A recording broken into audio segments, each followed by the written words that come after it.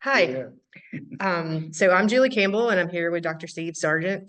Could you tell us a little bit about your specialization, your primary positions that you've held and just basically your general background? sure. Yeah, thanks, Julie. Yeah, so I'm a professor at the University of Florida and in the horticultural sciences department, starting my 39th year. And in that position, I work in post-harvest horticulture. So I focus primarily on evaluating technologies and how they affect fruit and vegetable quality. And my whole career I've worked in that area. Prior to that, I was at Michigan State University doing essentially a postdoc for 2.5 years in apple research. And I did my studies in Michigan. I'm a native of Michigan, grew up in southeastern corner of Michigan. And so I went to Michigan State for my undergrad and switched from mechanical engineering to horticulture my junior year. And so there was a lot of adjusting there, picking up background courses and stuff. But I had a change of life in my second year where I really had a personal experience with God, and just based on that, I decided I really needed to do something that would help people. And I thought people have to eat, and so I should work in something where people eat. And so that's how really what motivated me to change to horticulture. And so I did my undergrad and later master's degree there. I had a After my master's degree, I was a volunteer in the Dominican Republic on a hurricane relief project, and I was there for about 4 months. And that was another eye-opening experience for, a guy from Southeast Michigan to have a real cross-cultural experience and learn Spanish at the time. And so that then led me later to really develop an interest in going to Brazil. And that during that time, I began studying Portuguese language at Michigan State and hanging out with Brazilian students who allowed me to learn Portuguese out of the classroom. And in my second year, I met my future wife, who's Brazilian, and we got married about 9 months later. So things went really quickly. And our plan was for her to finish her doctoral program, and we would go to Brazil, find jobs in universities there. Well, um, her program got delayed, and as a result, um, I started applying for positions in the U.S. and got hired at UF, at University of Florida. So rather than marrying an American and going to Brazil, I married a Brazilian and live in the U.S., right? So Never works out how you exactly plan it. yeah, so that was kind of the basis for where I'm at today. So Okay. yeah. You kind of already touched on it, but can you tell me what horticulture has meant to you in your life and career?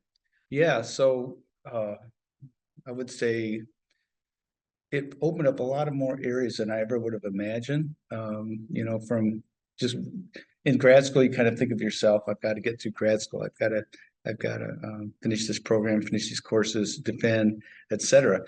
But when you get into the working world, even before that, I began to realize that life was more than just me and that was reaching out to other people. So that's where I really began to develop this interest in international programming, as you might call it, but really more cross-cultural relations is the way I see it. Appreciating and learning about other cultures, and then seeing how can I fit in, with that and help people where they're at. So Yeah. that's how it's meant. So from that, kind of what do you see as the most rewarding part of your career? Yeah, I think investing in people has just been to me the most important thing, whether it's been working with grad students. Um, I've had several students from other countries that have done either master's or PhD programs with me. I've had visiting scientists come and work in our lab for a year, 18 months, and all those have been really rewarding. I keep in touch with a lot of the folks that I've known in the past, and so you develop a personal relationship as well. And I, I visit several of them when I have opportunity to go to Brazil, depending on where I go, and try to keep the friendship and really the professionalism as well. As we kind of advise each other on our careers. So that's a good segue into this one. How long have you been a member of ASHS and kind of what has it done for you and how has it influenced your career?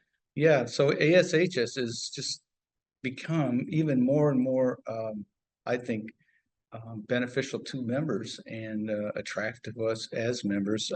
My first meeting, believe it or not, was in 1979 at Ohio State University, and I was in my master's program, and I met my first Brazilian in post-harvest. He was a grad student there, and that later led to collaborative work with him in Brazil.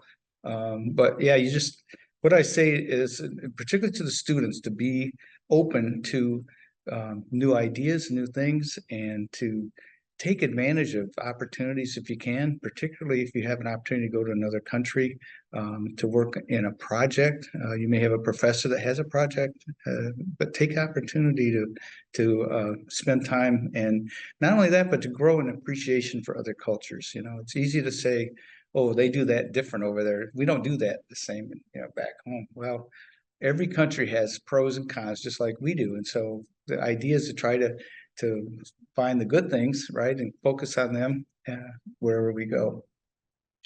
So given that, what excites you most about the future of the horticulture industry and the profession going forward? That's a good question. I think, of course, everybody has to eat. I think of fruits and vegetables, right? But Yeah. as we know, ornamental crops and programs are so critical to our society and our well-being. So I think that we really come in as the society that meets both areas of both nutritional needs as well as emotional and human needs.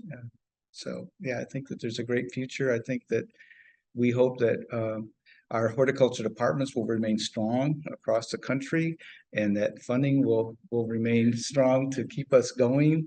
I think we see more partnerships with businesses and with associations, trade associations and whatnot, as really helping our society as well.